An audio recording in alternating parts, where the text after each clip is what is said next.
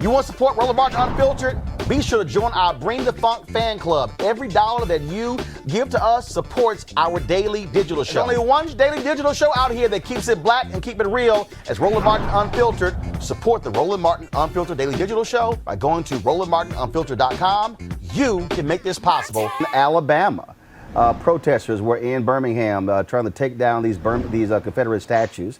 And a couple of days ago, actually Sunday, the mayor, Randall Woodfin, went out there and he said, look, y'all just give me until Tuesday at noon.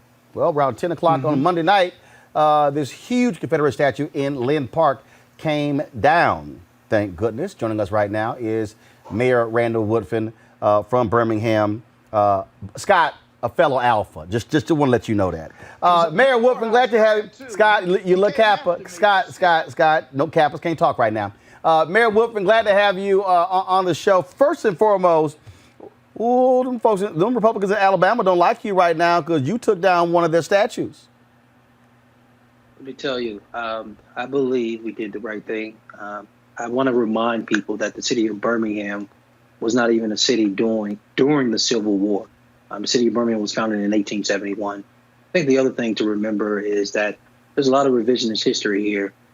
People need to remember that any form of celebrating the Confederate is un-American. We need to remember that it was treason for those who wanted to break away from our country. And this is not something we should be celebrating or even be a conversation in 2020. Got to ask you, Mayor, there was a Confederate statue in Alexandria, Virginia. Let's go to my iPad. They took that statue down. Now the Virginia governor, Ralph Northam, is announcing he is going to remove a Robert E. Lee statue there in Richmond as well. We talked a little bit earlier about the Frank Rizzo statue coming down in Philadelphia, one of the most brutal mayors who endorsed police brutality at every turn. You have the people who are saying, oh, this is just wrong, it's unfair.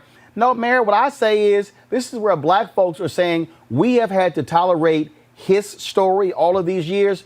No, we're not going to deal with real history, and we're not going to be willing to celebrate people who lost, who were great traitors, like Jefferson Davis and all those Confederates. And again, these people who somehow want to celebrate losers. Absolutely. There are two things at the root of this. A participatory trophy on public display in a city park that's managed and owned by the city, where a city is 74% black. No monument deserves to be on display that basically says it's okay to relegate black people to property and slaves. It's offensive and it's wrong. It's unacceptable. And that's why it needed to be removed, period. One of the things that we've been also, now, of course, they're going to try to fine you $25,000. Is somebody doing a GoFundMe? They've already raised the money to pay your fine. Listen, I don't know. Thank you. I'm trying to find words that are bigger than thank you to the outpouring of community support of folk who have maxed out in giving towards paying this fine and paying to help remove it and help paying to transport it and all of these things we have to do. The state of Alabama, there's a legislator down here during the legislative session that had to be postponed due to the coronavirus, was wanting to amend the current $25,000 one-time payment if it's moved or covered to $10,000 a day. And so you know that there are people here, even elected officials, who are still wanting to promote something that doesn't work for America. Well, it's crazy to see that. Got to ask you this here. I saw this video. Reminded me of the Bill Clinton walk-in video at the Democratic National Convention in 2000. You did a video where about a 4.5-minute video where you were trying to get people to understand not just protest, but what should be the outcomes of protesting. Explain that. It's simple. The night before, I had a unfortunate riot situation in our city where there was a combination of looters and anarchists. And to the young people, I know who are passionate, who have the right to be angry, sad, and fearful about what happened to George Floyd. They need and deserve results. And if you want results, you don't get them in the form of burning things and looting and just damaging property. I think there's an opportunity to not only identify the actual injustice, but I think it's important to know you have a mayor like me that's accessible, open, and that you can negotiate with to get the results you need. And then the third thing is to have the self-discipline enough to stay on message and not do the things that make people talk about the looters and the anarchists versus the peaceful protesters. And the fourth thing is direct action. So I just want to remind young people that successful movements are unfortunately are marathons and not sprints. And if you want to see the return you need in fighting against the injustice, there's a way to do it. And the thing that I also have to say, though, because if we understand American history, if you look at the race riots in American history, they were most preceded by police brutality. That's what sparked those particular riots. But unfortunately, go ahead. No, they did. I'm happy to say, I'm happy to say that the Birmingham Police Department is reflective of the makeup of the city of Birmingham. Whether it's a majority black officers, but not only that, it was something that is cooler than that is majority of the officers are from here. They're born here. They were raised in the same neighborhoods as our residents. They went to the same schools. They go to the same churches. Their mothers and grandparents and family live here. I think Birmingham Police, who's had an awful history, unfortunately, even with the Benita Carter killing back in the 70s, we've come a long way. I think we have a national story to tell and share of how police reform actually works and the results you need to make better relationships and communication and trust between officers and those they're sworn to protect and serve. Well, and the issue that we also have to deal with, of course, is we talked about this here, how we did it earlier, that 4 black men have been killed during these protests. This is a video right here. I hate to have to show it, but this was a video of an officer. Actually, I'm not going to show it. A retired cop in St. Louis who was shot and killed where folks were out there taking televisions. There was a cop in Oakland. You got the brother in Omaha. You've got the brother, the barbecue owner in Philadelphia. And I'm reminded of the fact that when you think back to all those race riots, go back to Detroit, go back to Memphis, we can go on and on. Black people, many black people died during those riots. Listen, Roland, we have not seen a success story where escalation works during these times. Now, they have to strike a balance between de-escalation and public safety in managing these situations. And I think there are opportunities. My mom and many others thought I was crazy and very unsafe for me to walk into the middle of protesters to try to get them to calm down prior to police moving in. The reason I thought that was important is because when we see police go into these situations in full force, you have 1 of 3 situations happen or all 3. The protesters get hurt, the officers get hurt, and or property damage starts to happen. And I don't want any of those things to happen. Unfortunately, one of those things happened. And in our situation, 2 people from the media were assaulted. But if you can go into a situation and attempt to de-escalate it and try every other tool within your toolbox to de-escalate a situation, I think you can get to a point where enough space is safe for people to just simply walk away versus being arrested or worse, people getting hurt and or killed. Gotta ask. First of all, let's do this here. Got a question from each of my panelists. Let me go to Mustafa first. Mustafa, you got a question for Mayor Randall Woodfin? Yeah, first of all, it's good to see another alpha man, so I appreciate that. One of the questions that I had was, how can everyday folks across the country support your administration and what you're doing to help continue to transform your city? Well, I think one of the biggest things I want to recommend people to do is go to BHAM, BHAM, strong.com, BHAMstrong.com. I need to remind people we're still in the middle of a pandemic and the coronavirus crisis, which is separate from the economic crisis that's been created on the ground. And many people on the front line, what I define as hourly workers who happen to be minorities, are unemployed. And now you have this situation on top of it with the injustice done to George Floyd that's created tensions in not just Birmingham and Minneapolis, but across the nation. Well, we've got this website at bhamstrong.com for folk to be able to get involved, participate in how to engage the community and or who need support on many ways of supplementing and providing solutions for the things that exist on the ground that are not working for people. So I just want to encourage you across the country, please visit bhamstrong.com to learn what we're doing, to see ways you can get involved and or support. Really great question. Thank you. Robert.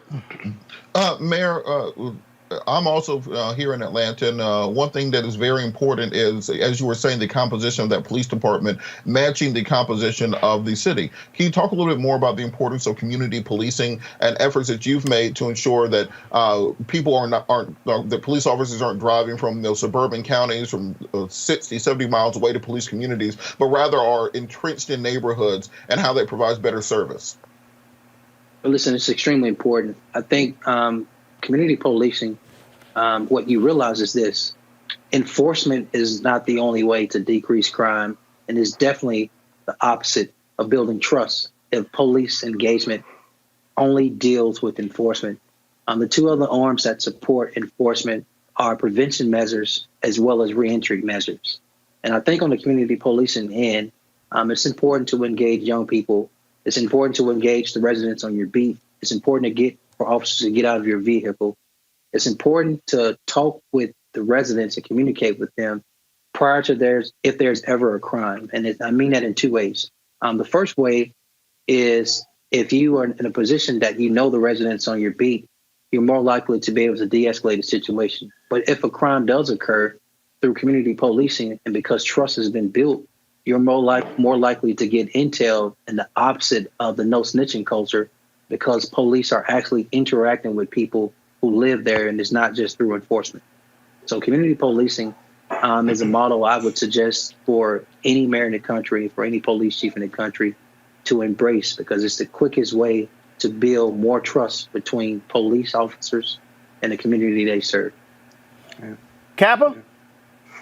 You gonna let a Kappa talk? Yeah, now? go ahead. Go ahead. Bless you. Keep it short. Mr. Mayor. Keep it short, though, but you're used to keeping it short. Scott Bold, the class of '84, Morehouse College. Congratulations on your victory. We love your leadership there. I think your video on the principles of protest was very powerful. I hope everyone downloads it, and I thought it was very timely. Can you talk about those 4 principles? I think you derived them from Martin Luther King Jr. And how did you get our young protesters to really embrace that and live by that? Because that's really why they're out there. Well, so the 4 principles of a successful protest are: 1, identifying the injustice; 2, negotiations; 3, self-purification. But I think the easier way to say that is just self-discipline; and 4 is direct action. I think our young people are really, really talented and great at identifying the injustice. But I think what's missing is the engagement of negotiations, as well as self-discipline to stay on message around the injustice, and know that you can actually sit at the table. I am very reminded of King having so much access to the White House. And did the president agree with everything King wanted? Absolutely not. Did King agree with every decision that the administration at the time was making? Absolutely not. But he maintained access. I want to remind our young people that you don't always have to hit at the elected officials you disagree with. Sit down and request a meeting. If they're like me, they will actually talk with you. And I know that through negotiations and that self-discipline and identifying an injustice, that you can get to more reform on the issues you want resolved. And so, young people, leadership is important. Please don't follow these folk that only want to loot. Please don't follow these folk that only want to burn, destroy. Please don't follow these folk who only want a Twitter mention or doing it for the gram or social media. If you want tangible, real action, these are the things you need to do to make sure you get justice. Mayor, you talked about leadership. You talked about leadership. That's obviously important. We're seeing this right now. Since Friday, Joe Biden came out and talked on Friday, released a statement on Saturday, came back with another speech on yesterday, and then you contrast that with what Donald Trump has done. I think it's real clear. I think if you want to, let's say, is there a contrast between two people? their responses to what has happened in the past week shows no greater contrast as far as I'm concerned. It's simple. One of those gentlemen has empathy. The other person does not. The one that has empathy is our Vice President Joe Biden, who understands that you have to have patience, that you have to have a listening ear, that you have to understand why people are crying out and understand their anger, even if you haven't ever felt it, even if you don't have a black son or grandson, even if you don't live in fear, is to embrace others. The other person, the current person that occupies 1600 Pennsylvania Avenue, it's clear he has a lot of flaws, but I would say one of the biggest ones he has in a time like this, when the country is literally on fire, is that he does not have any empathy. And any American should be very afraid of a leader of a country that does not know how to express, show, or have an ounce of empathy to relate to Americans who are literally grieving out loud right now. We lost today Dr. Conrad Worrill, National Black United Front, scholar, educator. Guys, go to my iPad. This is his photo. Mark Thompson, I interviewed him about 10 days ago. He did not have much breath. He knew he was dying. And we aired the interview on Monday. It, folks, is available on my YouTube channel. And he said as a revolutionary, as a radical, he said point blank, he said, black people, bury the hatchet. We got to do everything we can to get Trump out in November. He said, this is a guy who supported reparations for 50 years. He said, if you want a black agenda, he said, deal with your black agenda behind closed doors. He said, the bottom line is there's nothing more important to black people than getting Trump out. He wanted us to air that because he knew he was not going to be here in November. A solid brother. May he rest in peace. And we lost a giant. But he's clear on one thing. There is no such thing as a perfect candidate for office at any level. Not for school board, not for city council, not for mayor, not for state representative, state senator, U.S. congressperson, U.S. senator, governor, and definitely not for president. But Vice President Joe Biden, make no mistake, is a true leader and will fundamentally not only change America for the better direction, but definitely make the investments in the black community. And black Americans, we have a choice between those two people. That is an easy choice. We may not have or get everything we want as it relates to the candidate, but it's going to be a whole lot more than what currently exists at 1600 Pennsylvania Avenue. And for me, that is an easy choice. And I believe in Vice President Joe Biden. I like what he stands for. I not only appreciate his empathy and his heart, but I appreciate his vision and direction for where he wants to take our country. And it's not just black Americans should get behind Vice President Joe Biden. I want our young Americans and the generations under me to get behind Vice President Joe Biden. I want our older seniors and our generations above me to get behind Joe Biden and other races and all the socioeconomic where we have in this country supporting the best person, urban, suburban, rural America. Everyone should be behind Vice President Joe Biden because what we currently have at the White House simply is not working for Americans and our country. Randall Woodfin, Mayor of Birmingham. We surely appreciate it, Frat. Thanks a lot. Thank you, brother. All right, folks, back to that Roland Martin Unfiltered video in just one moment.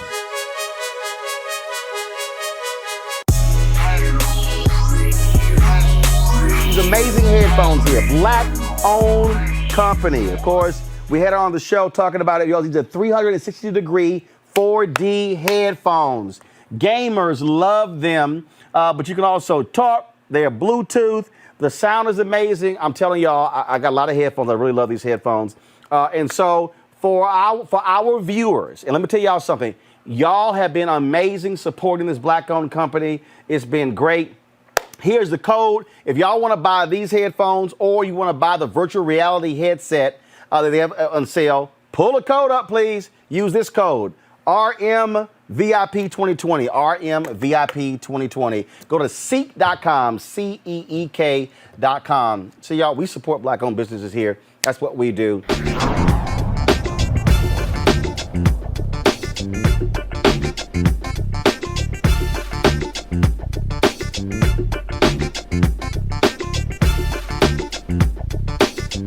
Bye.